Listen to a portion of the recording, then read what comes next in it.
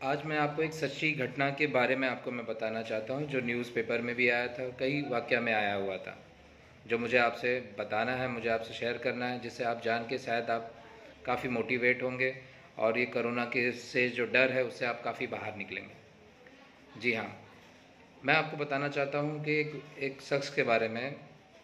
उस शख्स ने अपना अपना जो उसने जो फेस किया, जो प्रॉब्लम, और उसने बहुत ही अच्छे से बताया, जो उसके बारे में आपको बताना चाहता हूँ। वो शख्स बता रहा था, वो पर्सन बता रहा था कि उसे एक दिन सर्दी बुखार हुई।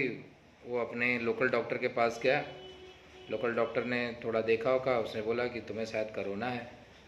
और वो कोरोना सुनते ही मान एकदम घबरा गया और उसने तुरंत बताया और तुरंत उसे हॉस्पिटल में एडमिट कर दिया गया। हॉस्पिटल में एडमिट होते ही मान, और जैसे ही वो एडमिट हुआ, उसका सर्दी बुखार था, उसे दिक्कत थी थोड़ी, और वो घबराहट उसे पहले से ही थी। ऊपर से डॉक्टर आते भी थे तो एकदम दूर से ही उसे सब दवा ववा ऐसे दे के चले जाते थे। और वो पूछता भी था कि भाई क्या हुआ है, क्या मुझे हुआ है। डॉक्टर भी उसे कहते थे कि शायद कोरोना है आपको, कोरोना बहुत वो है। और जिस तरह उसे ट्रीट कर रहे थे, दूर से सब कुछ कर रहे थे, वो सब सोच के वो और घबराहट उसे होने लगी। फिर ऐसे कुछ समय बीतते गया, उसे लगा कि मुझे दिक्कत और बढ़ रही है, क्योंकि डर इतना बड़ा डर है कोरोना का। सिर्फ कोरोना का डर लोगों को इतना वो कर दे रहा है, भयभीत कर दे रहा है, इतना घबरा दे रहा है कि आधा डर की वजह से ही लोग जो चीज़ नहीं भी होती रहती वो भी सोचने लगे। तो इतना सोच रहे हैं, बस दिमाग में वही चल रहा है, वही चल रहा है। तो वैसे ही उसके साथ भी सब होने लगा। वो एकदम घबराने लगा, ये होने लगा। कुछ देर बाद उसे लगने लगा कि मेरी सांस फूल रही है। अब उसकी सांस फूलने लगी, वो और घबराने लगा। उसने डॉक्टर को बुलाया, डॉक्टर ने कहा कि आपको शायद कोरोना, इसके लिए सारी चीज़ें हो रही। तो और उसके अंदर घबराहट, बेचैनी हो गई, और वो नर्वस हो गया और दिक्कत में आने लगा। फिर कुछ समय और बीता, फिर उसे ऐसा लगा कि अब मेरी सांस लेने नहीं हो रहा, मेरी सांस रुक रही है, अब मैं शायद बचूंगा नहीं। उसने एक बार तो डॉक्टर को भी किया, उधर के जो थे उनको भी बुला के कहा कि मुझे मेरे परिवार से एक बार मिला दीजिए, शायद मैं नहीं रहूँगा। और इस तरह उसकी सांस बहुत ज़ोरों से फूलने लगी।